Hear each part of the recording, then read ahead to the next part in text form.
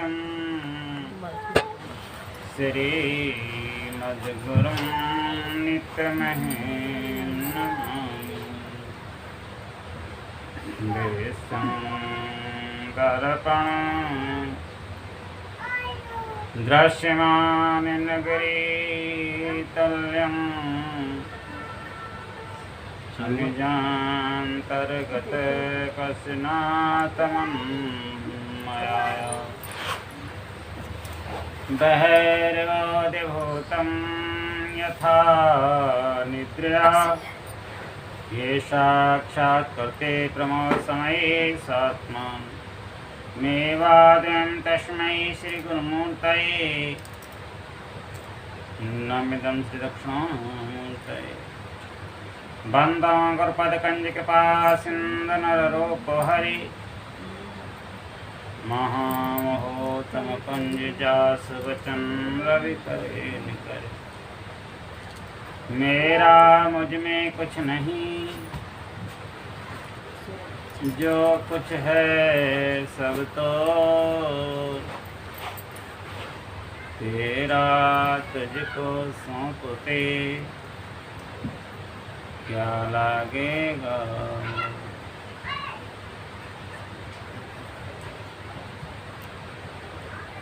सत्संग में उपस्थित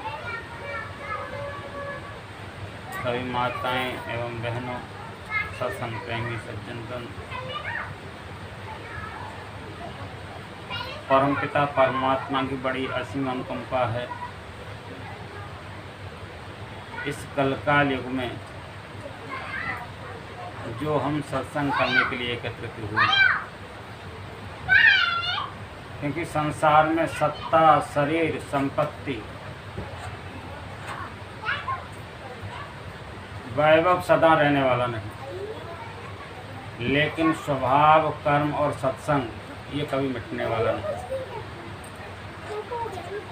ये जहाँ भी जाओगे साथ लेकर के चलोगे। तुम्हारे जाने से पहले सत्संग पहुंच जाएगा। दूसरा बेकार, तुम्हारे जाने से पहले सत्संग पहुंच जाएगा जहाँ तुम्हें जाना। तुम्हारे जाने से पहले कर्म पहुंच जाएगा जहाँ तुम्हें जाना। तुम्हारे जाने से पहले तुम्हारा स्वभाव पहुंच जाएगा जिस स्वभाव में तुम रहे हो। ये कभी मिटने वाले नहीं। इसी प्रकार को देख करके गोस्वामी तुलसीदास जी ने अयोध्या कांड में लिखा है, विषही साधक सिद्ध सयाने, तिर्विध जीव जग भेद सब पकाने। तीन प्रकार के संसार में जीव होते हैं। एक विषयी होते हैं, किसी भी कारण को देखने में पता लगता है, वो हर कारण के अंदर विषय खोजते। विषय किसका है इस जमाने में? लोभ है, लालच है, धन है, संपत्ति है। ईश्वर से भी लोग व्यापार करते हैं और ईश्वर के अंदर भी दोष देखते हैं। ईश्वर की बनाई हुई सत्ता के अंदर भी दोष देखते हैं। सत्संग में जाते हैं तो दोष देखते हैं। सत्संग व्यास पीठ पर बैठ करके जो प्रवचन करते हैं सतगुरु कृपा से, उनके अंदर भी दोष देखते हैं।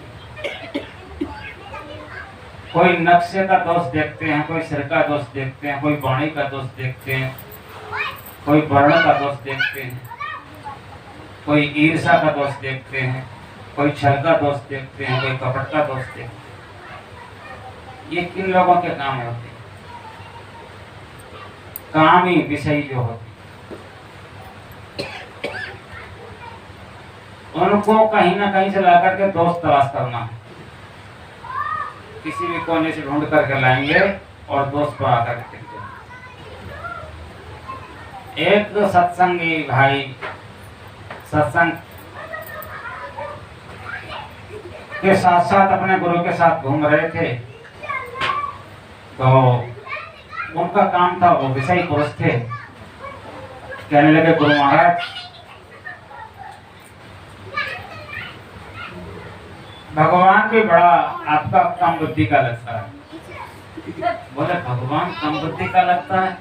ये सुनते ही उनके गुरु के नीचे की जमीन खिसक गई। बोले ये सत्संगी क्या कहते? बोले भगवान भी आपका बड़ा कम बुद्धि का लगता है। बोले कैसे? बोले महाराज हाँ हो सकता है, कम बुद्धि क्यों होगा, कुछ तो बताओगे कि हाँ बिल्कुल। तो अपने गुरु को साथ लेकर के उससे घूमने के लिए गया। तो रास्ते में एक जो होता है ना काशी फल की बेल पड़ रही। उस काशी फल के बेल पर एक काशी फल था पड़ा हुआ, बहुत बड़ा लगा हुआ। देख करके कहता देखिए महाराज बेल कितनी कमजोर है, ये कोई न्याय है भगवान का? ये बुद्धि का काम है। और ऐसी पतली बेल पर, काशी फल की बेल पर इतना बड़ा काशी फल दे दिया है, ये कहाँ का न्याय है? बोले हाँ देखो एक गलती, ये कम बुद्धि का काम है भगवान का, एक गलती देखो। आगे बढ़े, काफी रजिस्टर हाथ में था, एक पेड़ मिला जिस पर कांटे उल्टे थे। देखिए भगवान गुरुदेव देखिए आप, ये भी कोई पेड़ बनाया है? भगवान की बुद्धि देखिए, इसका कांटा ही उल्टा लगा दिया है। ये बुद्धि का काम है, दुनिया का कांटा सीधा होता है, जिसका उल्टा लगा दिया। देखो दूसरी गलती, चलते चलते एक बाग में पहुंच गए। बाग था आम का, बड़े सुंदर फल लगे हुए थे, कच्चे आम थे। बोले महाराज देखो तीसरी गलती। बोले किसमें क्या लिखे? देखो इतना जबरदस्त पेड़ है, इतने बड़े पेड़ पर छोटा सा आम लगा दिया, यहाँ जरूरत थी बड़े आम की। तीसरी गलती, गुरु महाराज ने भगवान से प्रार्थना करी, प्रभु इसको कहाँ तक गलती लिखूंगा, कुछ तो उसको ज्ञान दो। क्योंकि भक्त किससे प्रार्थना करता है? अपना तो उसमें कुछ ताकत होती नहीं, भगवान से प्रार्थना करता है। बोले ये तो गलती बताते बताते मेरे दिमाग को पागल कर देगा प्रभु, मैं तो आप पर संपूर्ण भरोसा रखता हूँ। उन्होंने अंदर से ऐसी प्रार्थना की तो हवा तेज चली, और हवा तेज चली तो वो वहाँ बैठा हुआ था, उस पर से एक आम टूटा। और कच्चा आम जो होता है आप जानते कितना मजबूत होता है, कलयुगी आदमी भी कितना मजबूत है। तो वो आम जैसे टूट करके गिरा उसकी नाक पर, अब तो वो बेहोश हो गया। अब उसे जैसे तैसे होश में लाए। बोले महाराज गलती, बोले तीसरी गलती लिखूंगा। महाराज काट दे ये भी गलती, क्योंकि कोई गलती नहीं है, भगवान ने सब अच्छा किया। कैसे अच्छा कर दिया? बोले अगर इतना बड़ा, अगर काशी पर जैसा आम होता तो मेरा तो काम ही कर देता। तो परमात्मा के अंदर कमी खोजने वालों की कमी नहीं, सत्संग में कमी खोजने वालों की कमी नहीं, सत्संग सुनाने वाले के अंदर भी कमी खोजने वालों की कमी। और सत्संग से कल्याण कितना होता है? एक साल हमारी भागवत को होने जा रहा है, हमने बोला था कि 1 साल की गारंटी देते हैं जितने लोगों ने सत्संग सुना है। गुरु महाराज ने तो पांडाल के अंदर की गारंटी दी, लेकिन मैंने उनकी ताकत पर 1 साल की गारंटी।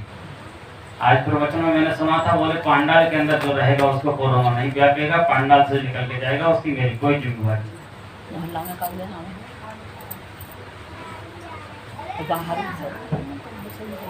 और मैंने तो बोल दिया 1 साल तक किसी को नहीं व्यापेगा, अगर व्याप जाए तो नाक कान मेरे काट लेना। इतनी बड़ी बात है सदगुरु के इन्हीं के चरणों की कृपा से।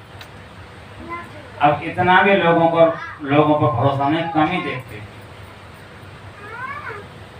तो सयाने जो लोग विषयी जो पुरुष होते हैं वो हर एक बात के पीछे विषय लगाते, कमी खोजने, सोचते हैं किसी प्रकार से इस आदमी को हम नीचा दिखना है, लेकिन वो आदमी अपने आप में निर्भर नहीं होता।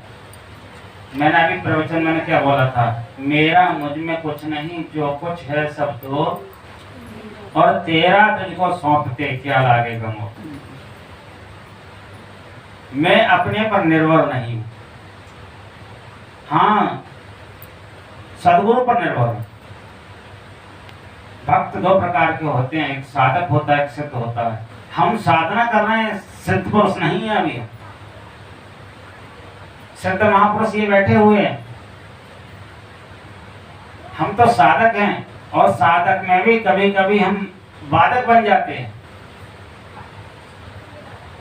क्योंकि साधना का समय है और बातों में लगे हुए हैं। साधना का समय है, शोक में लगे हुए हैं। साधना का समय है, चिंता में लगे हुए। तो मनुष्य शरीर है ना, इस हमारे शरीर पर सब चीज व्याप्ति है।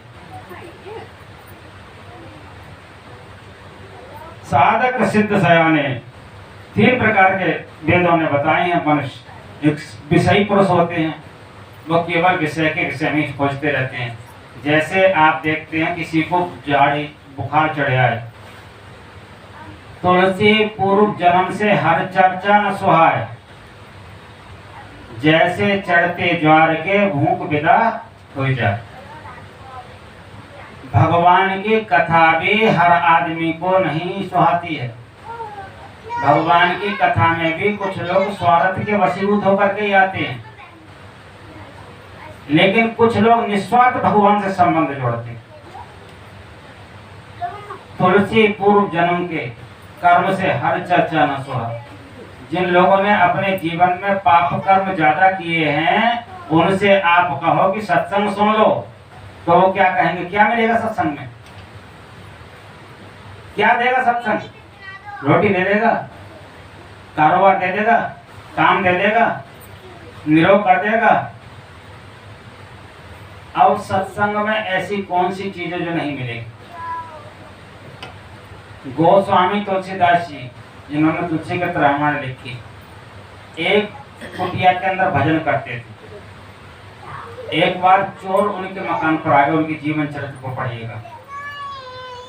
और भगवान राम और लक्ष्मण घोड़ा पर सवार होकर उनकी परिक्रमा कर रहे थे, उनकी कुटिया, और वो अंदर उनका भजन कर रहे थे। दूसरे दिन को चोर आकर के कहते हैं, बाबा तुम्हारे पास तो 2 राजकुमार रहते हैं जो तुम्हारे मकान के अंदर घुसने नहीं देते। राजकुमार रहते हैं। दूसरे दिन को उन्होंने अपनी कुटिया हटा दी। बोले बिना कुटिया का भजन करूंगा। क्यों? क्योंकि भगवान को इतना बड़ा कष्ट उठाना पड़ रहा है मेरे लिए। मैं अंदर बैठ कर भजन कर रहा हूँ, वो मेरी रखवारी में चारों तरफ लगे हुए हैं।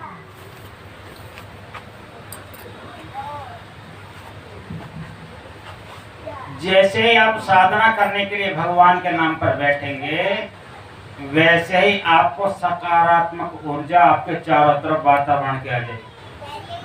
तो आपने अपने जीवन में जो भी शुभ या अशुभ कर्म किए हैं, उनका प्रभाव आपकी बुद्धि पर जब पड़ेगा, तो जो सकारात्मक ऊर्जा है वो आपकी रक्षा करेगी। एक नकारात्मक ऊर्जा होती है। एक बार जगतगुरु शंकराचार्य पर किसी ने घात लगा दी आसुरी विद्या की। उनके शरीर में रोग लग गया और बहुत पीड़ित होने लगे। उनके शिष्य ने उन पर ऐसा किया था, बोले ये जल्दी से जल्दी खत्म हो जाएंगे तो मैं अपने पद को खेल लूंगा और उनके पद पर बैठ करके मैं दुनिया में प्रवचन करूंगा और मेरे को लोग कहेंगे जगत गुरु शंकराचार्य। एक उनके शिष्य ने देखा ये क्या हो गया, तो उन्होंने भगवान से प्रार्थना की, प्रभु ये क्या हुआ? रात को भजन करते करते सोया, भगवान ने स्वप्न में कहा तेरा जो गुरु भाई है उसने इन पर घात विद्या लगा दिया आसुरी, तो वैश्य विद्या का प्रयोग कर तो आसुरी विद्या समाप्त हो जाएगी और इसका ही कर्म इसको फल मिलेगा। जब उन्होंने ऐसा किया, अब तो वो परेशान हो गए। उनका गुरु महाराज ने उनको बुलाया, बोले भैया तुमने ये क्या किया? ये ब्रह्म हत्या लगेगी, ये मर जाएगा। बोले और तुमको नरक मिलेगा। बोले मेरे लिए अगर 100 वर्ष के लिए भी नरक मिले तो मुझे इस बात की चिंता नहीं है, लेकिन मैंने सत्कर्म किया है, सत्य का संग किया है। सदगुरु कौन होते हैं? सत्य का संग देने वाले होते हैं।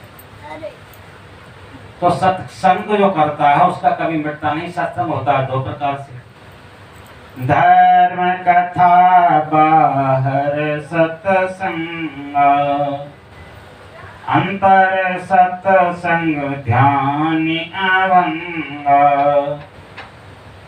एक जो हम आपको कथा सुना रहे हैं, इसको कहते हैं धर्म कथा। इस कथा को सुनने के बाद में जब आपके अंदर में रुचि उठे और आप सोचो कि ईश्वर संसार में जरूर कुछ हैं, जिनकी चर्चा वेदों में लिखा है, शास्त्रों में लिखा है, पुराणों में लिखा है, संतों ने कहा है, पंडितों ने कहा है, विद्वानों ने कहा है, तो जरूर ईश्वर कुछ हैं। तो हम उनकी कुछ खोज करें। जब आपके अंदर धर्म कथा सुनते सुनते ये जागृति हो जाए तो आप कम से कम 5 मिनट के लिए भजन में जब बैठना शुरू करो तो आपके अंदर क्या होगा, अंतर सत्संग। जैसे ही आप 5 मिनट के लिए बैठेंगे तो अंतर में सत्संग आरंभ हो जाए। अंतर में कभी कभी तो सत्संग तुम्हारे जीवन के कर्मों का होगा, जो तुमने सुना भी नहीं होगा, देखा भी नहीं होगा, वो विचार जीवन में आने लगेंगे। और वो विचार आते आते आते आते आते आते आपका मन एकदम वहां लगने लगेगा जहां परमात्मा का स्थान है। भगवान बौद्ध को तो 500 जन्म से ऊपर निकल गया था और 550 जन्म ध्रुव को निकल गए, तब 6 महीने के अंदर भगवान प्राप्त हुए। भगवान ऐसे नहीं मिल जाते जैसे हम जन्म जन्म से कर्म करते चले आ रहे हैं। कब से कर्म कर रहे हैं? जब से संसार बना है, जब से ये सूरज बना है, जब से ये चंद्रमा बना है, तब से हम इस संसार में बने हुए हैं और हमारे द्वारा कर्म हो रहे हैं। वो समस्त कर्मों का जब तक हम समावेश नहीं कर देंगे, उन समस्त कर्मों को जब तक हम अपने पुण्य कर्म के द्वारा, अपने ध्यान के द्वारा, विद्यते ध्यान योगे नाना भेद कदाचन, ध्यान के द्वारा जब तक हम वो नष्ट नहीं कर देंगे, धीरे नहीं बोल सकते, तब तक हमें ईश्वर दर्शन नहीं होगा। धीरे धीरे बात करिए।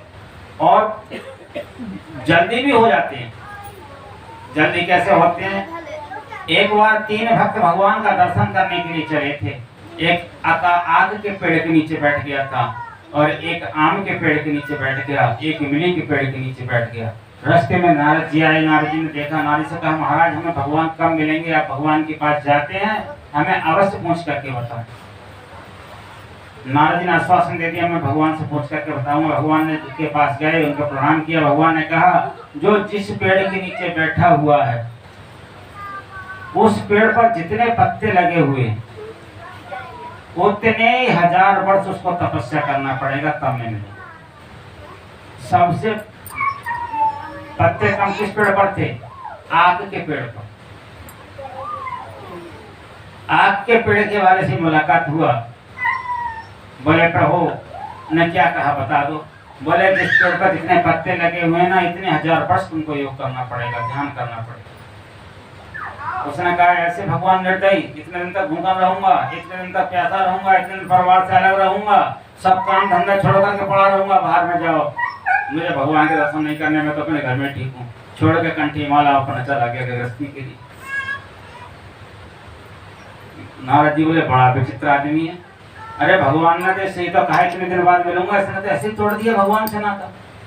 और भगवान से बच करके जाएगा कहाँ? जहाँ जाएगा वहीं भगवान है। इसकी परीक्षा लेने के लिए तो भगवान ने कहा, ये सौभाग्य के इतने करोड़ों जीवों में इतने साल तक इसकी परीक्षा लेंगे, इससे इतना ध्यान कराएंगे, इससे इतनी प्रार्थना कराएंगे, इतना इससे सब कुछ भगवान के नाम में जुड़वाएंगे, अपने आप से जुड़े रखेंगे। अब दूसरे भक्त के पास पहुंचते हैं। दूसरा भक्त भी इसी प्रकार तो बोले, तेरे पास ऐसा तो नहीं है भाई, तेरा दिल कमजोर हो। बोले, क्या मतलब? बोले, एक तो भाग गया। बोले, नहीं मैं नहीं भागूंगा, आप बताओ तो। उन्होंने कहा, जिस पेड़ पर जितने पत्ते हैं ना, इतने 1000 वर्ष को तुझे तपस्या करना पड़ेगा। उसकी भी एकदम दिल की धड़कन बढ़ गई और वो भी भागने लगा। तीसरे के पास पहुंचे, जो इमली के पेड़ के नीचे भजन कर रहा। उसने कहा, नारद जी आप भगवान से पूछ करके आए हैं? बोले, आए हैं। बोले, बताएंगे? बोले, बता तो देंगे, पर तेरा दिल मजबूत है सुनने के लिए? बोले, मजबूत है। तेरे को हार्ट अटैक की बीमारी तो नहीं है? ब्लड प्रेशर की बीमारी तो नहीं है? बोले, कुछ नहीं महाराज, एक बार बताई तो। बोले, जितने 1000 तुझे तपस्या करना पड़ेगा, जितने 1000 वर्ष इस पेड़ पर पत्ते लगे हुए हैं। इमली के पत्ते पर कितने छोटे छोटे पत्ते होते हैं। ये सुनकर के तो खुश होकर के नाचने लगा और नाचते नाचते नाचते नाचते इतना मग्न हो गया कि उसे लगा कि भगवान प्रकट हो गए। भगवान प्रकट। नारद जी बड़े बुदबुदाने लगे। बोले, प्रभु उन दोनों ने क्या बिगाड़ा था जो आपको इतना बड़ा, उन दोनों को भगा दिया सीधे से? भगवान ने कहा, देख रहे हो ना नारद, इसका प्रेम कितना प्रबल है। जो मेरे पर विश्वास करता है, जो मेरे नाम पर वैराग्य रखता है। वैराग्य का मतलब ये नहीं रोटी छोड़ देना, काम छोड़ देना, नहीं, समय निकाल कर के ईश्वर का भजन कर। जो मेरे पर दृढ़ता रखता है, जो मेरे से प्रेम करता है। इसलिए भगवान ने अपने जब राम अवतार लिया था 4 रूपों में नाम अवतार लिया। एक अवतार उन्होंने राम का लिया, राम का मतलब होता है ज्ञान। एक अवतार उन्होंने भरत का लिया, भरत का मतलब होता है प्रेम। एक अवतार उन्होंने लक्ष्मण का लिया, लक्ष्मण का मतलब होता है वैराग्य। और एक अवतार उन्होंने शत्रुघ्न का लिया। पूरे रामायण में आप पढ़ेंगे तो देखेंगे कहीं भी शत्रुघ्न की कोई चर्चा नहीं है। शत्रुघ्न पूरी रामायण में तुलसी कृष्ण कहीं कुछ बोले ही नहीं। इसका मतलब होता है दृढ़ता। जो ज्ञान के साथ प्रेम रखता है परमात्मा के चरणों में और परमात्मा के संसार से अपने को वैराग्य में ही मान करके परमात्मा के चरणों में ध्यान करता है और दृढ़ता के साथ रहता है कि ईश्वर संसार में है, ईश्वर हमको जन्म दिया है, ईश्वर हमको सांस दे रहे हैं, ईश्वर हमारे हैं और हम ईश्वर के हैं। जो ऐसे मन में श्रद्धा रख कर के ध्यान करते हैं, भगवान उनको अवश्य ही एक ही जन्म में दर्शन दे देते। बार बार जन्मों में भटकना नहीं पड़ता। जो भगवान से प्रेम रखते हैं, भगवान पर भरोसा करते हैं, भगवान के साथ दृढ़ता से जुड़े हुए हैं, भगवान के ज्ञान में मस्त रहते हैं, उनको भगवान एक ही जन्म में दर्शन दे देते। और वो कभी भगवान से जुड़े हुए हैं, कभी संसार से जुड़े हुए हैं, कभी माया से जुड़े हुए हैं। जब माया से जुड़ते हैं तो भगवान को भी तुच्छ समझने लगते हैं। ऐसे लोगों को ही जन्म जन्म भटकना पड़ता है। माया क्या है?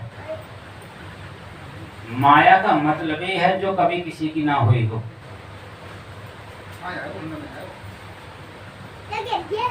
अब की बार मैंने पूछा था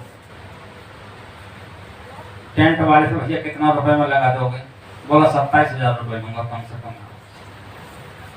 मैंने कहा भाई मैं तो कुछ अपने लिए लेता नहीं, दूसरों के लिए चाहता हूँ। बोले तभी तो इतना लूंगा, नहीं तो 50,000 रुपए का टेंट लगता है 9-10 दिन का, तुमसे इतना लेता हूँ।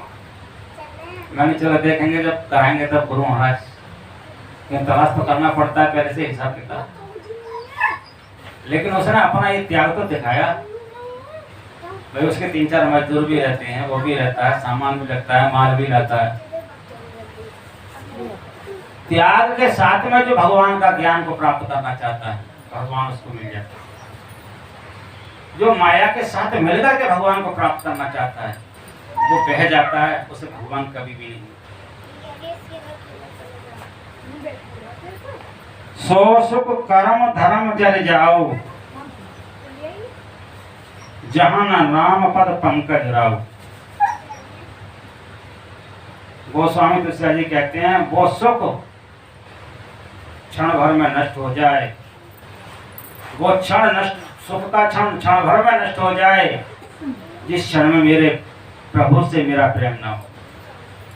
वो कर्म क्षण भर में नष्ट हो जाए जिस क्षण में मेरे प्रभु से मुझसे प्रेम ना हो। वो कर्म, वो धर्म क्षण भर में नष्ट हो जाए जिस धर्म में मेरे प्रभु से प्रेम ना हो। ये अभिलाषा होनी चाहिए। कुंती ने क्या कहा था भगवान से? भगवान ने कहा था बुआ मांगो कुछ, तुम तो मेरी पारिवारिक बुआ हो, मांग लो कुछ। बोले तू भगवान बन करके मुझको देना चाहता है? बोले आज भगवान ही मान लो बुआ, आज तुम जो मांगोगे वही दे दूंगा। बोले दे देगा कि हाँ? 3 बार वचन दे दो। कन्हैया आज तो मुझे 3 बार वचन दे दे कि मैं वही दे दूंगा जो तू मांगेगी। बुआ बोले ठीक है। अपनी झोली को पसारते हुए कुंती ने पता क्या कहा था? उनकी दुनिया में जितने भी दुख हैं, जो भी दुख हो, सुख के माथे सिर पड़े और सुख में लागे आग। कुंती ने कहा था। आज आदमी फोन करता है, पंडित जी महाराज हमारे लिए फलाना सुख मिल जाए। ऐसे भगवान मिलते हैं क्या? सुख के माथे सिर पड़े, सुख में लागे आग, और बलिहारी बात दुख की जो पल पल नाम रटा है। दे दो, दुनिया में जितने भी दुख है मेरी झोली में डाल। अब तुम्हारी जो कुछ समझ में आ रही हो मेरी झोली में डाल दो। बस यही मैं मांगना चाहती हूँ, दुनिया जितने दुख रह गए हों, ये सुनते ही कन्हैया रोने लगे थे। अरे बुआ, तू पैदा कहीं हुई थी, माता का सुख नहीं मिला, पिता का सुख नहीं मिला, पली कहीं, जहाँ पली थी वहां भी सुख नहीं मिला।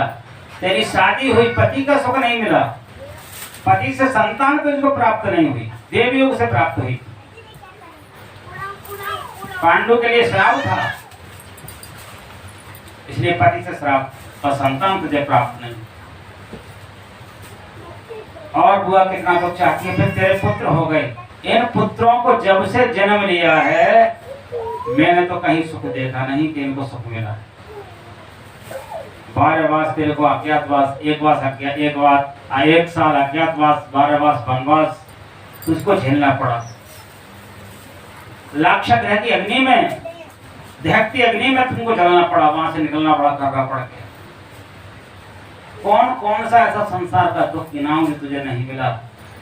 अब हुआ मेरे बस की बात नहीं है, मैं तुझको देता हूं, तू मान क्यों रही है? तो बोले कन्हैया, अगर मेरे पर दुख ना हो तो तेरे साथ ना हो। आज मेरे पर सुख के दिन शुरू हुए और तू छोड़ करके चल दी है, मुझे दुख दे दे। आज हम लोग भजन करते हैं तो किस लिए करते हैं? हमको सुख दे दे। कोई भजन में कहता है कि नोटों की गट्टी दे दो, कोई भजन में कहता है कि संतान दे दो, कोई कहता है शादी करा दो। मेरे पास भी ऐसे आते हैं। दुनिया ऐसी दीवानी, भक्ति भाव न पूजे जी। कोई आवे तो बेटा मांगे, यही गुसैया दीजिए जी। कोई आवे तो दौलत मांगे, भेंट रुपया दीजिए जी। कोई आवे तो शादी करावे, यही गुसैया दीजिए जी। सांचे का वक्त नहीं, झूठे चट दीजिए जी। कहें कबीर सुनो भाई साधु, अंधों को क्या कीजिए।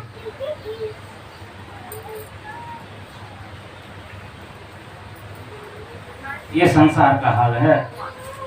भगवान का नाम तुम लोगे तो भगवान नहीं जानता है कि तुमको प्यास लग रही है।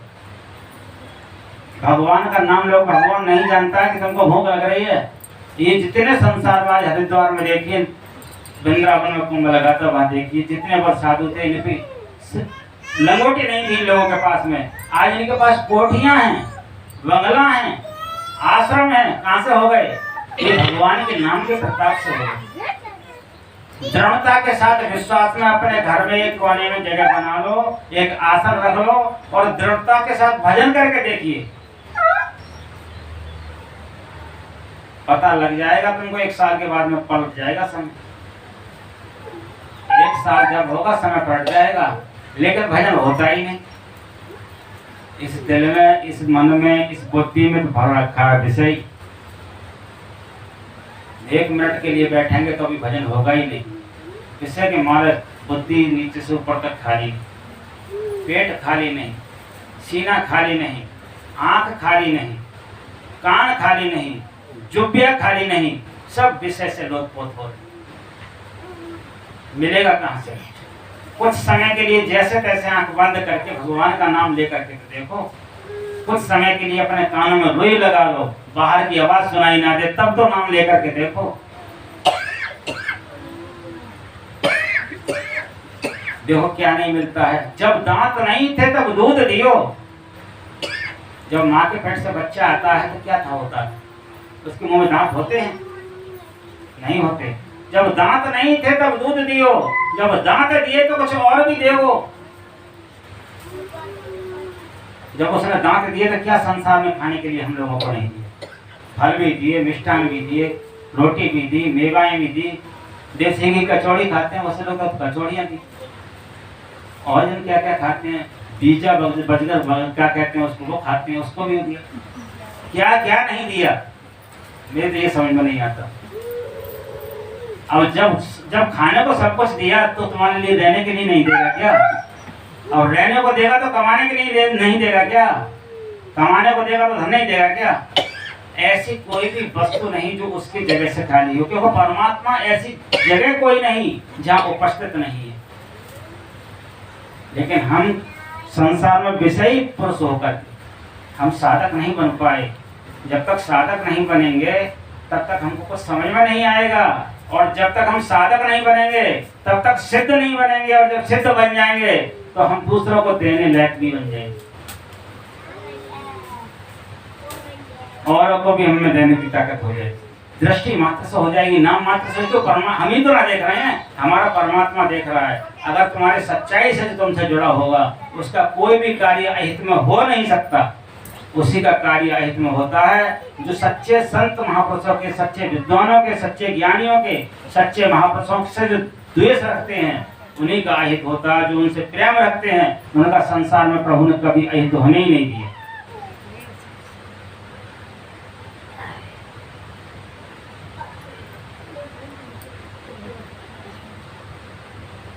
संसार में सहज सने स्वामी शिवकाई, अपने सदगुरु के परित में सहज सने रखो। खाना बनाओ, अपने गुरु का नाम गुण गाओ, ये सेवा है उनकी। सोने जाओ, गुरु का नाम गुण गाओ, जो गुरु ने तुमको मंत्र दिया है।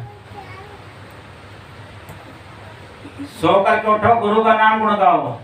स्नान करते समय में एक लोटा नाम लेकर के अपने ऊपर जल को डाल लो, उसी नाम से जिस नाम को गुरु महाराज ने दिया है। झाड़ू लगाते जाओ, नाम गुण गाते जाओ।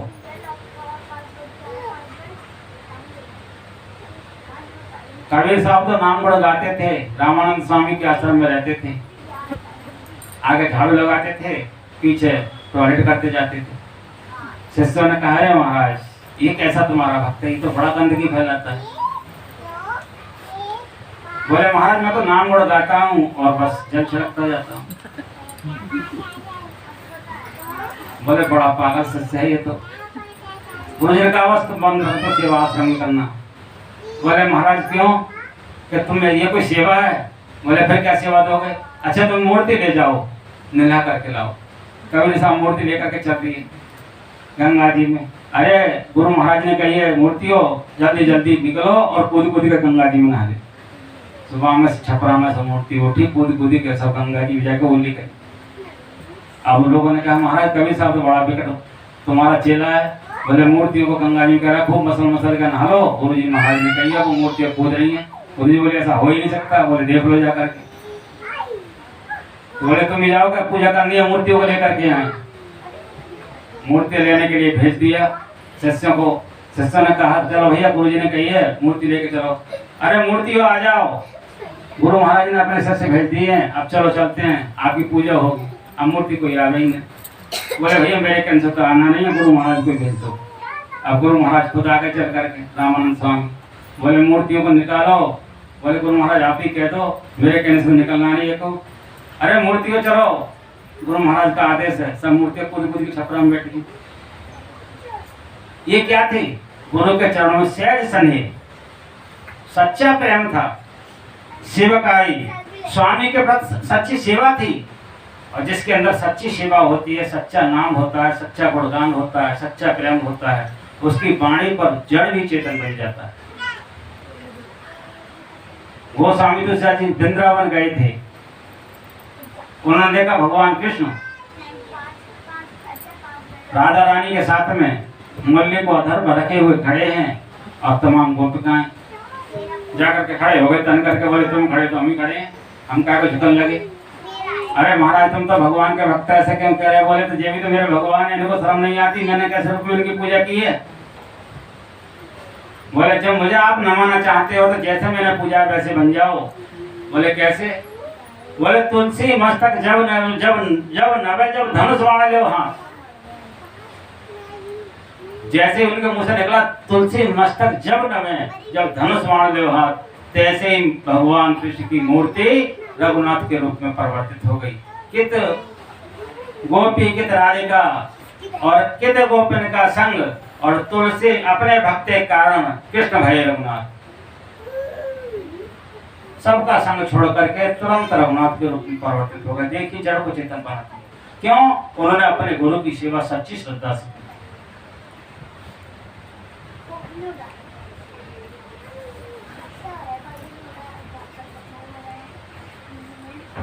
आज कोई सच्ची सेवा नहीं है। स्वार्थ लाख कई सो प्रीति स्वर नर मन जन की ये रीति। केवल स्वार्थ से संबंध लोगों का जुड़ा हुआ है। कित मुरली के कित राधिका कित गोपिन का साथ अपने भक्त के कारण तुलसी भय रघुनाथ कृष्ण भय रघुनाथ। भगवान की कृपा से मीराबाई गई थी अयोध्या में।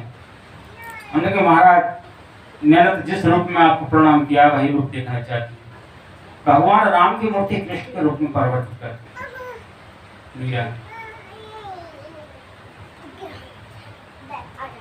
क्योंकि मीरा कहती थी मीरा मन मानी सुत सैलस मानी, जब जब सूरत लगे वह घर की पल पल नैनन पानी। मीरा जब ध्यान में बैठती थी, जब अपने अंदर आकाश में अंदर को ऊपर बढ़ती थी तो आंखों की आंसू से आंसू धारा बहने लगती थी। हम लोगों को भजन में कितनी बार रोना मिला है, एक बार भी नहीं। भगवान के लिए तो हम नहीं रोए हैं। अभी 100 रुपए का नोट गिर जाए तो कितना रोएंगे, जब 100 रुपए नोट तो फिर भी मिल जाएगा, उसके लिए रोने के ठिकाने नहीं लगाएंगे। और भगवान के लिए जो भगवान ने हमेशा दुनिया से पृथ्वी पर इस दुनिया के रूप में परिवर्तित कर चला रहा है, उसके लिए भजन में एक दिन भी नहीं रो पाए। और हम कहते हैं भगवान का भजन करते हैं। भगवान के लिए तुम रोओगे, भगवान तुम्हारे लिए रोएगा। भगवान कृष्ण एक बार मथुरा में कदम के वृक्ष के डाली को पकड़ करके रो रहे थे। उद्धव जी उनके पास आए, बोले कृष्ण तुम रोते हो? बोले हाँ। दुनिया तुम्हारे नाम से खुश होती है, उसका जन्म जन्म का रोना बंद हो जाता है और तुम रोते हो? बोले हाँ मैं रोता हूँ। किस लिए रोते हो? बोले जो मेरे लिए रोते हैं मैं उनके लिए रोता हूँ। भगवान भी उनके लिए रोते हैं जो भगवान के लिए रोते हैं कि कब इसके जीवन के पाप नष्ट हों तब मैं इसको अपनी गोदी में बिठा दूं। जब आंसू धारा प्रेम की भक्त की आंखों से बहने लगती है, भगवान स्वयं अपनी गोदी में उस भक्त को बिठा देते। ये क्या ही सुना है, ज्ञान के लिए नहीं कह रहा, मैंने अपने में उतार करके देख लिया, उसको बोला। जब तक हम ऊपर वाले को नहीं रहेंगे, ऊपर वाला हमको क्यों रहेगा? तुम अपने काम में लगे रहो, वो अपने धाम में लगा रहेगा। जब तुम उसके नाम में लगे रहोगे तब वो तुम्हारे काम में लगा रहेगा।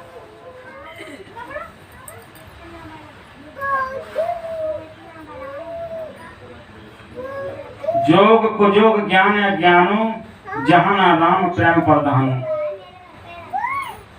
वो जोग क्या जिस योग में भगवान का नाम ना हो, और वो कुयोग क्या जिस कुयोग में भगवान का नाम ना हो। वह ज्ञान का जिस ज्ञान में भगवान का नाम ना हो, और वह अज्ञान का जिस अज्ञान में प्रभु का नाम ना हो। जिस तरह से बने हर वक्त प्रभु को पुकारना सीख जाओ और प्रभु तुमको पुकारना सीख जाए। इस छोटे से संसार में छोटी सी जिंदगी है, पता नहीं कब किसका टिकट आ जाए। जैसे रेलवे स्टेशन पर बच्चा भी टिकट लेने के लिए जाता है, बूढ़ा भी जाता है। लाइन में लगा हुआ बच्चा आगे आएगा तो फिर टिकट वाला भी ये कहेगा कि तुझको बाद में देंगे, पहले बूढ़े आदमी को देंगे, ऐसा नहीं कहेगा। बच्चा आ गया तो पहले बच्चे को टिकट मिलेगा। इसी तरह से संसार में जिसका टिकट कट गया, चाहे वो बच्चा है या बूढ़ा, उसको जाना पड़ेगा। यहाँ ये मत सोच लो कि सामने वाला मर रहा है तो हम जिंदा बैठे रहेंगे। यहाँ का सबसे बड़ा अज्ञान है कि सामने वाले को मरते हुए देख रहे हैं, उसको कह रहे हैं बड़ा बुरा हुआ, लेकिन अपना कुछ भी नहीं कह रहे कि हमारा कितना बुरा हुआ है। आज तक इतनी जिंदगी बेकार चलेगी, कब हमारा टिकट आ जाए तो हमें भी जाना ही पड़ेगा। रेमन मुसाफिर चलना पड़ेगा, काया कुटी घर खाली करना पड़ेगा। आएगा नोटिस जमानत न होगी, पलड़े में तेरी अमानत न होगी। जब की अदालत में जब तुम चढ़ोगे, पूछेंगे हाकिम फिर क्या कहोगे। करने का फलवा भरना पड़ेगा, रेमन मुसाफिर चलना पड़ेगा। किराए के क्वार्टर को क्या तू समारे, एक दिन इसका मालिक इससे निकाले। होकर के बेचैन चलना पड़ेगा। जब ये दिमाग में बैराग आ जाएगा तो कर्म करते हुए भगवान का नाम याद आएगा, साधक बन जाओगे। जब साधक बन जाओगे तो और थोड़ा प्रेम बढ़ेगा, फिर सिद्ध बन जाओगे। कहीं अंत से टिकट नहीं आएगा, अंदर से टिकट बनकर चला जाएगा। विषय साधक सिद्ध सयाने त्रिविध जीव जग वेद बखाने। और सब अपने जीवन में अपने आप तुम्हें निर्भर हो जाएगा। सिद्ध बनते ही सिद्ध से एकदम ब्रह्म हो जाते हैं। सिद्ध के बाद पद रह जाता है ब्रह्म का। मनुष्य को सबसे पहले सिद्ध बनना बड़ा कर रहा काम है, सिद्ध के बाद में ब्रह्म हो जाता है। लेकिन जब तक सदगुरु के बताए नियमों का पालन इंसान नहीं करेगा तब तक कुछ नहीं बन सकता। आज कोरोना को लोग कहते हैं, कोरोना तो कहता है करो ना, कितना पाप करोगे, कोरोना कितनी चोरी करोगे, कोरोना कितना छल करोगे, कोरोना कितना व्यभिचार करोगे। अब मैं तैयार खड़ा हूं तुम्हारे सीना पर। पिछली साल से अगली बार तेजी की रफ्तार लेगा, अगले इस साल से फिर पिछली साल और तेजी की रफ्तार लेगा। क्यों कह रहा है करो, कोरोना कितना झूठ करोगे, अब करो कितना पाप करोगे, मैं तैयार खड़ा हूं।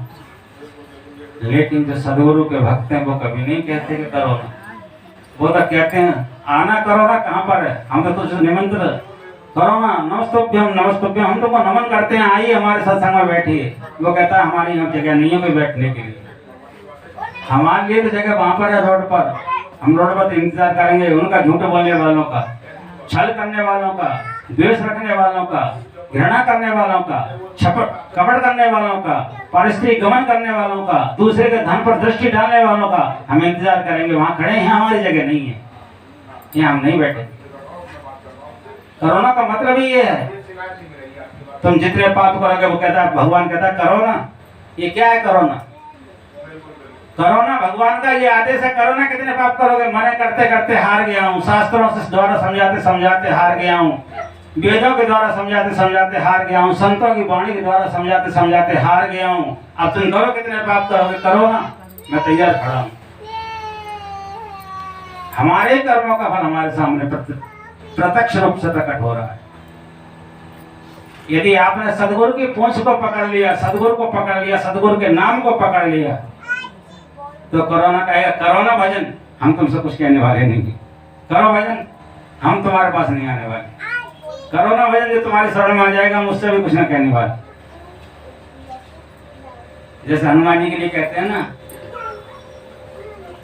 हनुमान जी के 40 में आता है, दुख दरिद्र सब मिट जाए, सब दुख दरिद्र को मिटा देते हैं, लोग दोष जगह निकट न आवे, महावीर जो नाम सुनावे।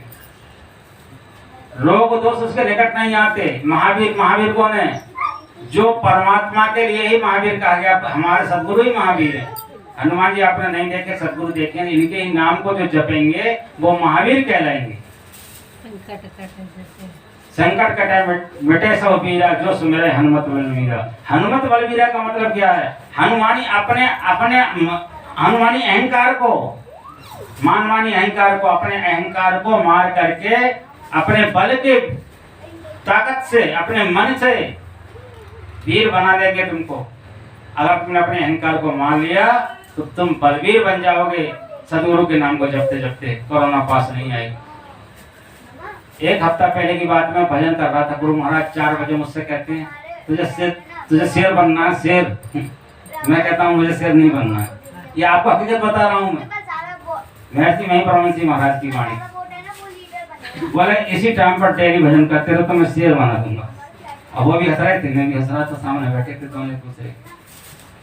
प्रत्यक्ष बात करते हो महाराज, ये भी आपके अंदर सच्ची श्रद्धा है।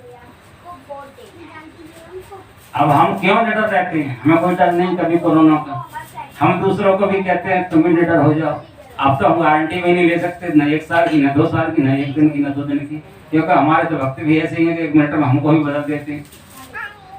तो भैया हमें बदल देते हैं, हम गुरु महाराज को प्रणाम कर लेते हैं, महाराज जैसे भक्त हैं वैसे तुम जानो, हम तो कुछ कर नहीं सकते, तब आपके लिए क्या। अगर अच्छे सिद्ध बनना चाहते हैं तो गुरु महाराज के नाम को जपो। अच्छे मन से बनना चाहते हो, गुरु महाराज के नाम को जपो। अपनी वाणी को यहीं पर कहकर के विराम देता हूँ। मेरी वाणी में कोई भी त्रुटि हो तो क्षमा चाहूंगा। प्रेम से बोले श्री सद्गुरु महाराज की। ओम पूर्णमदा पूर्णम पूर्णात् पूर्णस्ते पूर्णस्य पूर्णमादाय पूर्णमेवावशिष्यते सर्वे पूर्णम्। बस दो तो ओम शांति। तो दो पूरा पूरा अधूरा रह जाएगा कीर्तन करो कीर्तन